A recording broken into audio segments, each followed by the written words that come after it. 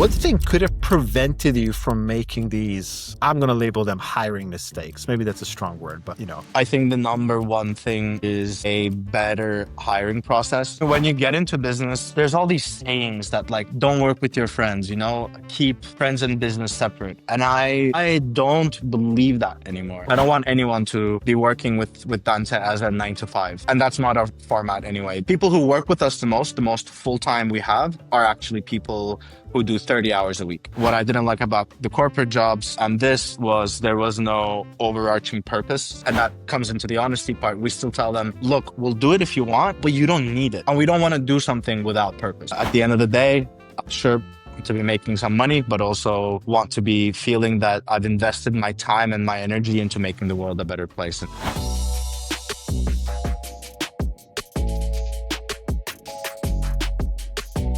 Hey, what is up, everyone? Welcome back to OpsTalk with Paired, where we talk about everything in business, remote teams, and operations. Today, my guest is Ali Okumuşoğlu. Ali is the founder of Dante Media. Dante Media is a communication consulting agency. They run campaigns across food innovation projects, distributing over 150 million in funding across Europe. He's based in Barcelona with a team of 13 fully remote team members, clients across 7 countries. So yeah, the perfect person to talk to about remote teams and remote work. Ali, welcome to the show. Yeah, thanks for having me. I would really love to start by getting into how you founded Dante Media and ended up doing what you do, because we speak to a lot of founders here in OpsTalk. And I think working with companies in food innovation projects in Europe is such a market unique position to be in that I would love to hear more about how you got into this. Yeah, sure. It's not the most unique story, I'd say.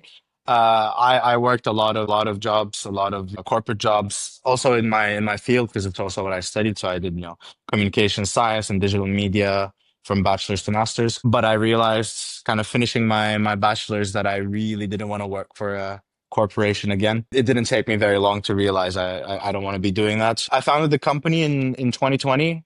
And initially it was actually to build virtual tours for like real estate development, stuff like that.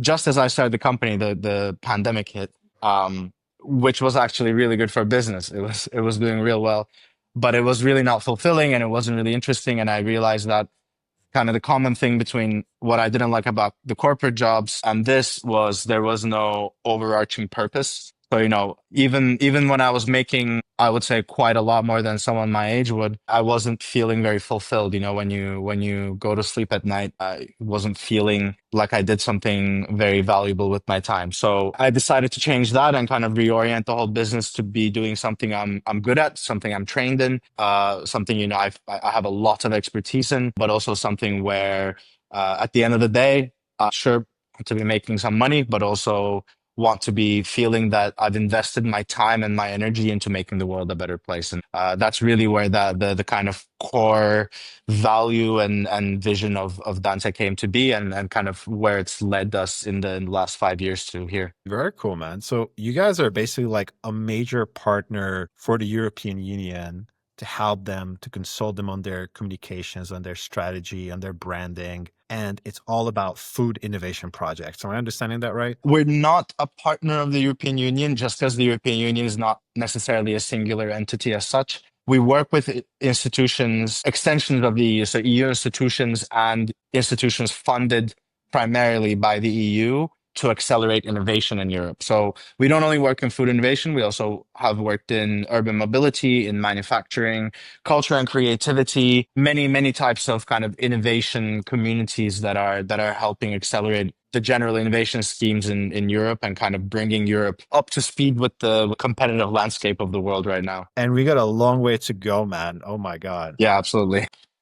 As we're both based, well, I'm based near Barcelona, you're in Barcelona. And so, yeah, I think we both probably experience that Europe has some way to go with like innovation, startup culture, business culture, etc. Absolutely. Yeah. So how did you go from, and we're going to get to, remote teams and operations and everything, but I really just want to get a better understanding, help our listeners get a better understanding of how did you go from virtual tours to what you're doing today? Well, the virtual tours itself was the oddball. because that's not, that was just it was more about hustle. You bought a camera and you did it. And I'm a photographer, so I had to kind of know how to do that. But my expertise is in communication, digital communication, and all my job experiences were in kind of helping companies with their branding, with their campaigns, with all these different things. And I realized that in my last kind of thing I was doing, I was consulting for this youth NGO, and that was actually the first big project of Dante, where we were helping them with all of their social media, all of their campaigns, and all of their branding. And I realized that I really enjoy consulting, and that's kind of a fancier way of saying, I like telling people what to do. They don't always listen, but as a consultant, that's the nice part is they don't have to listen. You're kind of giving them an expert opinion, telling them what direction they should go, and of course, as an extension, we then execute that, right? So we tell them, oh, your design should look like that. We can we can design it for you as well. But it's always from a point of starting with strategic perspective, looking at the bigger picture, looking at their business, and saying, yeah, this is how you should do it. And then doing it for them if that's kind of part of it. Okay, man, very cool. So walk me through what a day in the life of the founder of a consulting agency looks like. Well, it's recently changed a little bit. Up until I would say like 6, 7 months ago, I was consulting a bunch of our clients myself as well. So I was kind of 50-50 between running the business and actually working directly with clients. I've had to significantly dial that back in recent months to be able to focus a little more on the business. So right now it's a balance of internal work where I work with members of the team on our sales, on our tendering, because most of our client engagements are through giving proposals to public tenders, and also our social media and kind of the content that we create. And we have an active blog and a relatively active LinkedIn page. So half of it is kind of internal, and then the other half is keeping up with account managers and different team members on projects, getting into meetings with clients here and there, and writing very large amount of emails on the daily to different clients and kind of facilitating different things. But I think, I've really been growing our team over the last 2 years significantly, and especially in the past year, it's grown a lot. And I've been delegating a lot and onboarding people to be doing bigger and bigger tasks. So hopefully my workload actually lightens and I can go back to picking up a little bit of client work, because that's something I really enjoy doing. Very cool, man. So take me back to the beginning when you went from a one-man show to having remote team members. That was a scary time, because when you're a solopreneur, it doesn't matter so much how much you're making or not making in any given month. Of course, you want to pay rent, but you don't have people depending on you. So I think the biggest thing was that leap of hiring someone and making sure I can pay them for, at least X amount of time while making a profit from that. So that was quite a bit of math to be figured out in the beginning. Yeah. And then the second half was obviously finding people that I can feel confident in representing what I want this company to be and what that level of quality it is that I want to be building with this company, which I think was the hardest part, because there are a lot, especially in communication, there are a lot of people in the market, especially when you say slightly more of the buzzwords like digital marketing or SEO or copywriting. It's a massive pool of people on the market. Yeah. But finding the right ones, it's quite a challenge. I completely agree, man. So we really love to talk about hiring nightmare stories and hiring like fairy tale stories. I want to start with the nightmare. I want to start with if you have any fun stories about recruiting or hiring going really wrong for you. Yeah, I had a rather bumpy experience in the beginning of this year, actually. So ending 2024 and beginning 2025, we signed a number of very large projects that would kick off in 2025. And it was kind of this leap where either I needed to be working full time and a half on a lot of these things, or I needed to grow the team very fast and just pick up new people, because I had some last minute changes in the team as well. So I opened the job application on LinkedIn, one job application on LinkedIn, and I didn't expect it, but over like 4 days, I got around 120 applications, which I thought was nice. But then going through them, I realized the quality was very low. And I only, managed to pass through like 5 people. I spoke to those 5 people, but yeah, interviewing and doing all of that it's very taxing, honestly. It's quite a process. I boiled it down to a couple people and ended up hiring actually two of them because one of them applied for that job but was qualified for another job that I thought would be good. So I was like, hey, I'm not going to give you this job, but I'll give you the other. So this is a two-in-one nightmare story because the person I ended up hiring for the job, we were starting several very large projects, like I said. The person was going to be in charge of these projects. They had 15 years of experience working with the best organizations in the world and, verified as well. It wasn't a lie or anything. So, that's someone who's not only older than me, but is significantly more experienced than myself, which I like. I'd like to surround myself with people who are better at things than I am because I think that's the best way to grow. But about a month in, I actually got into a call with a client, and they decided to end our project to stop our collaboration, which was it was the first time that's ever happened that a client would be so unhappy or unhappy at all, really. And Oh I ended man. up having to let go of the person because once I kind of looked a little deeper under the hood, the three or four projects they were working on were a mess. They were supposed to be investing about 15 hours each per week, and they were putting in about like barely 2 hours each. And we're delivering things without me seeing it directly to the client that were, chat GPT written, that were just nowhere near the quality that I would ever give a client. So yeah, that was a big blunder. I ended up just, kind of ending our collaboration with the person, figured it out with the rest of the clients, many apologies made, a lot of fixes done. But that was, I kind of went into it with the mentality of like, okay, this person has a considerable amount of experience. They are bound to be able to perform this job at a very high level, given that their last position was at a multi-billion dollar company at a senior leadership role, and they worked there 3-4 years. It's got to be fine, right? But yeah, lesson learned that no matter who it is, giving not testing, but like really putting them through the rounds with the more technical aspects of the job and really paying close attention the first couple of months, I think is really crucial. It's been a huge lesson learned. It's so crazy how you can hire a person with like the perfect resume and perfect portfolio, and they can still end up being the wrong fit. As you said, this person had even more experience than you, so you might have even felt like, yeah, hey, I'm hitting the jackpot here. I'm gonna like learn a bunch of stuff from them. 100%. Really, they should be the CEO. What am I doing? I should work for them. Wow. Yeah, absolutely. And that was the kind of second part of, so the second person I hired, I thought was really qualified to be doing our like kind of social media, our communication as an agency.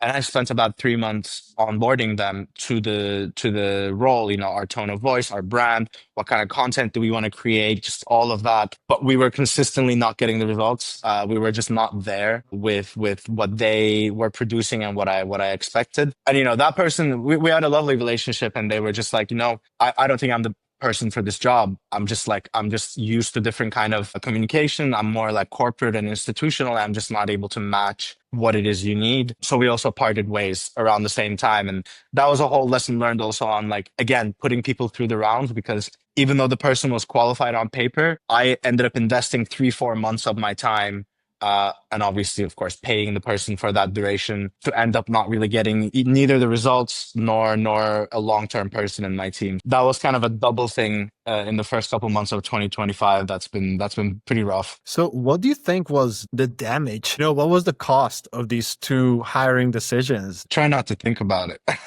But it was, well, if we think about the opportunity cost of one project lost plus what was paid to them, I would estimate around like a 20 to 30,000 euros of damage. Yeah, I'm sure that stings, but hey, it could be worse. It could be worse. Yeah. What do you think could have prevented you from making these? I'm going to label them hiring mistakes. Maybe that's a strong word, but it happens to all of us. Were there any red flags, or looking back, what could you have done differently for this to not happen? You know what? I think the number one thing is a better hiring process. The reality of it is we're a very small organization, so we don't have an HR department. And I've worked closely with HR in previous experiences, but I'm not an HR person myself. So I didn't really put them through the right processes while hiring them. I had initial calls with them where I just had a chat with like their experience, what they like doing,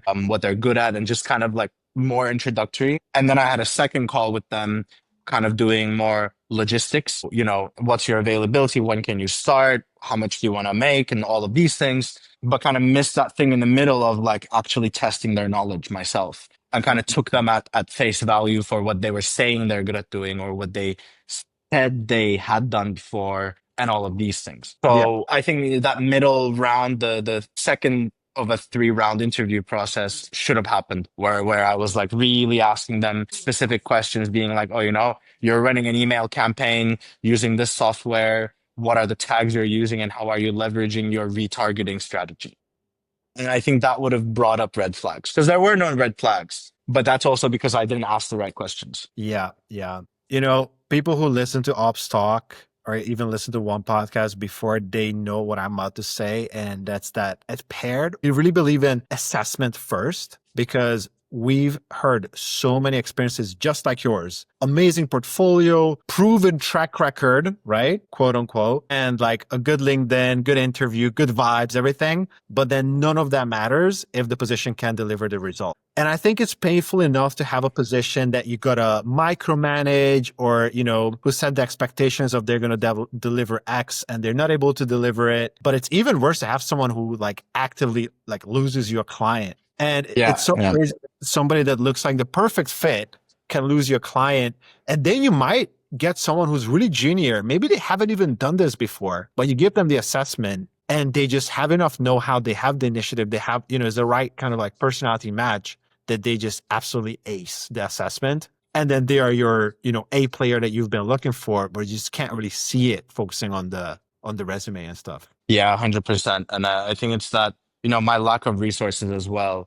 I wouldn't absolve myself of the responsibility that it's, something I should have done, but it's also the resources required to put, say, 5 people through a first round of interviews, and then an assessment, and then a third round of interviews. Yeah. Assume each of them take 1 hour. That's already 15 hours of my time. And basically half a week gone if I worked nonstop on it. Yeah, man. It's a lot. And I think us founders were really busy, right? Like we don't have time to do, let's say, manage our own social media, right? Like if you're a founder and you're not solo anymore, you've got a team, you got 1, 2, 3 or more people under you, you got a bit of a team going on. You don't have time to manage your own social media. You might even be going solo, right? And you have enough workload. You don't have time to manage your social media because guess what? That's a full-time job. Even if you're running a small business, that's a part-time job. However, when you scale up even a little bit and now you're wearing a couple different hats, guess what? Social media is a full-time job, and so is recruiting. That's a full-time job too. Yeah, 100%. Recruiting is, and the second time around, so I've been hiring over April.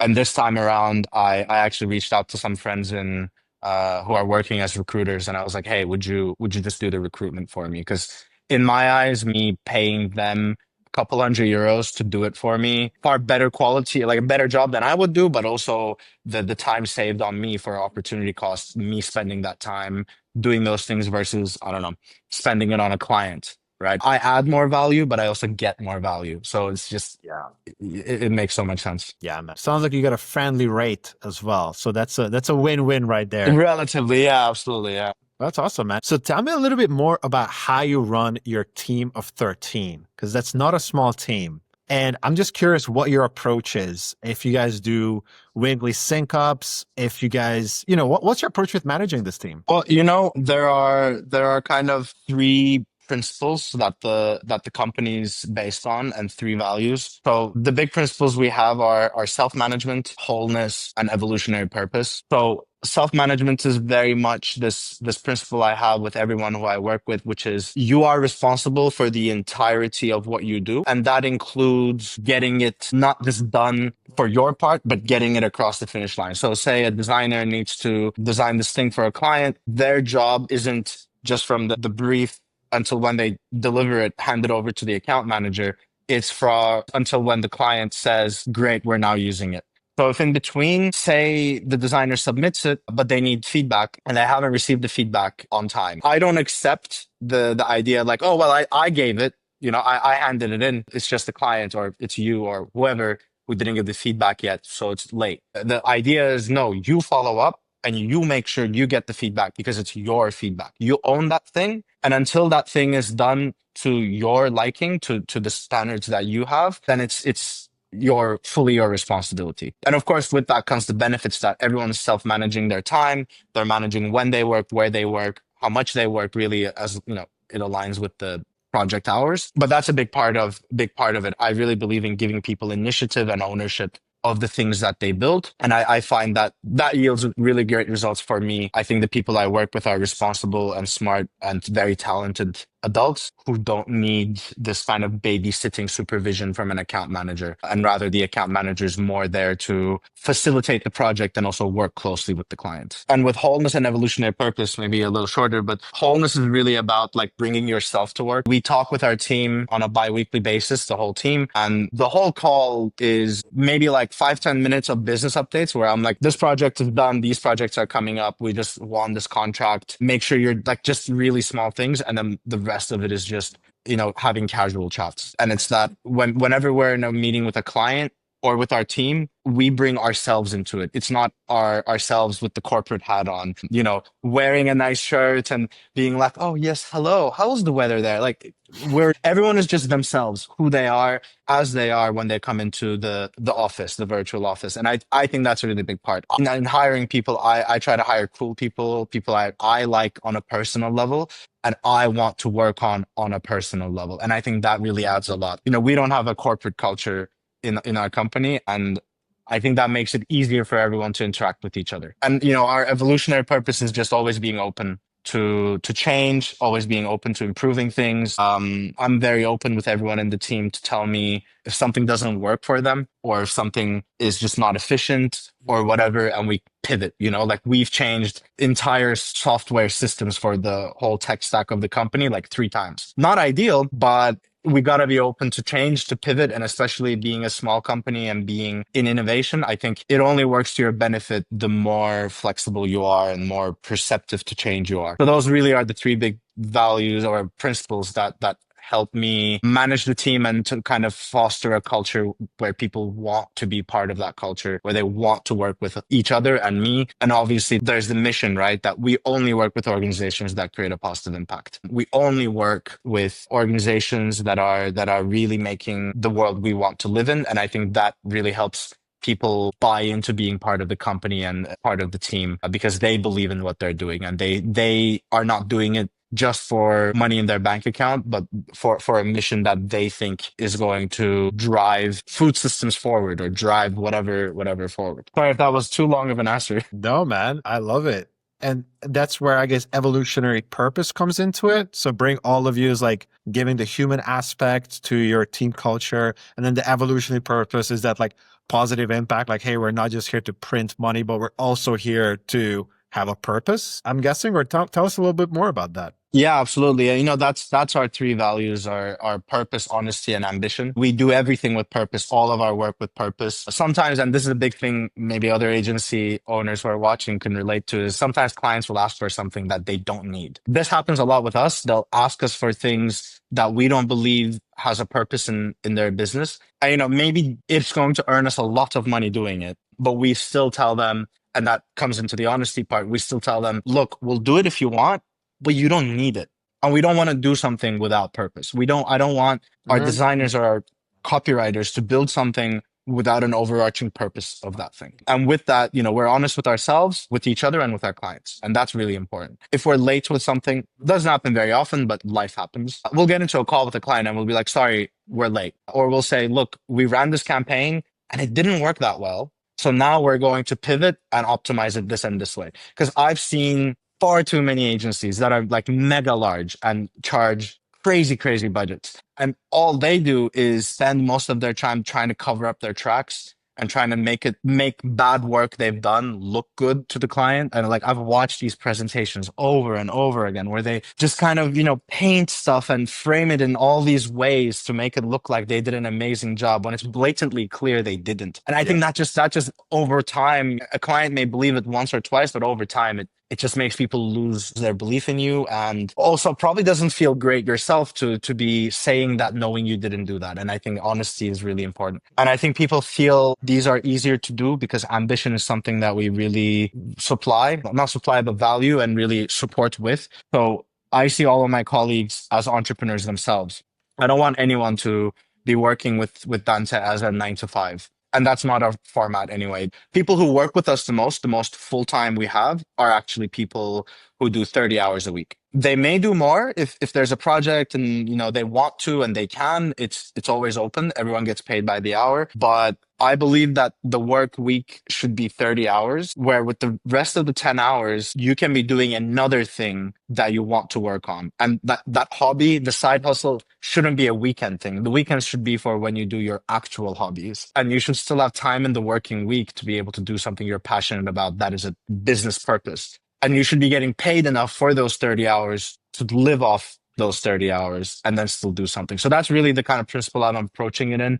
I'm supporting everyone in the team. If they want to set up a company, if they want to, start a new venture, I support them. I help them set up the companies. I even fund some of the setups they have. I connect them with all the people, and really help them be ambitious in what they want. And that ambition not only being something that serves me or Dante. And that really is a big part of letting people know that their career, their next 5 years, whatever, isn't here. It's in what they want to achieve as people. Oh man, that's amazing. And I think it's so contrary to how a lot of people look at remote work, because a lot of people think that remote work is about just getting more bang for your buck, which is certainly the case for some companies, right? Like, so you're Europe based, but a lot of companies that are US based or UK based, whenever in North America, I don't know, UK, Ireland, etc., it's just so expensive to hire locally. And you might also not get the quality of talent or the kind of work ethic you're looking for. So one of the main reasons you go offshore or nearshore,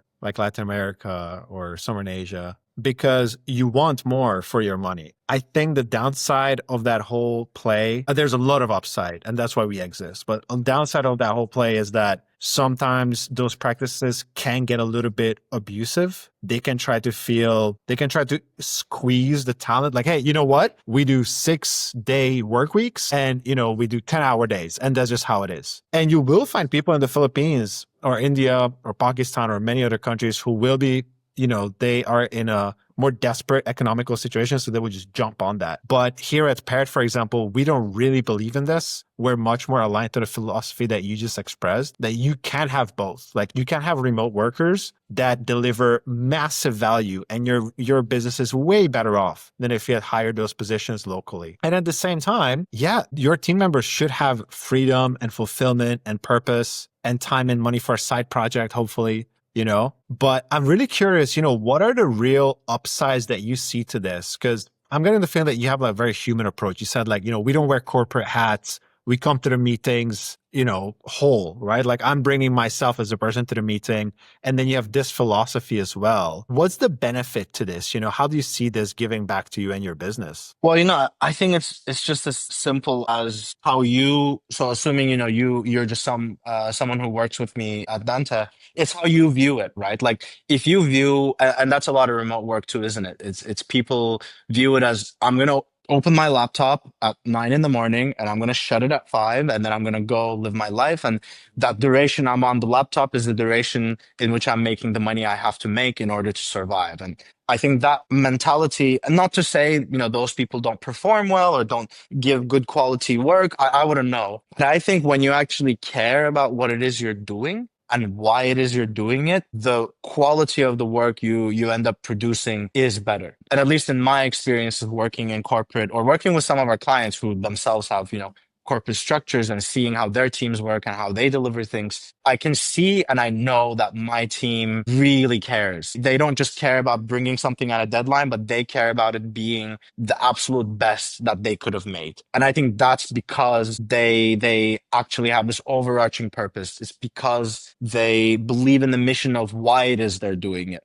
So that element of like the why and the purpose and all of it, I think really contributes to people caring and putting in the energy. And that energy is, just the mental energy, the kind of beyond just the hours is how they see the work itself. So do you think you might be losing out on some money because of this philosophy, but you sleep better at night? Or do you think that in a counterintuitive way, because you care more and you have more of a human touch, you actually end up making more? I mean, I don't know the margins of our other agencies in Europe necessarily. For me and what I think this business should be, I think we have good margins. I think we are charging more or less the industry averages in Europe, definitely below average in the US, for example. And we're definitely paying above average for everyone in our team. And we're not, I don't get into a call with a new colleague, say, who's based in Istanbul and tell them, hey, look, you're based in Istanbul. The local salary is this much. Therefore, I'm going to give you this much.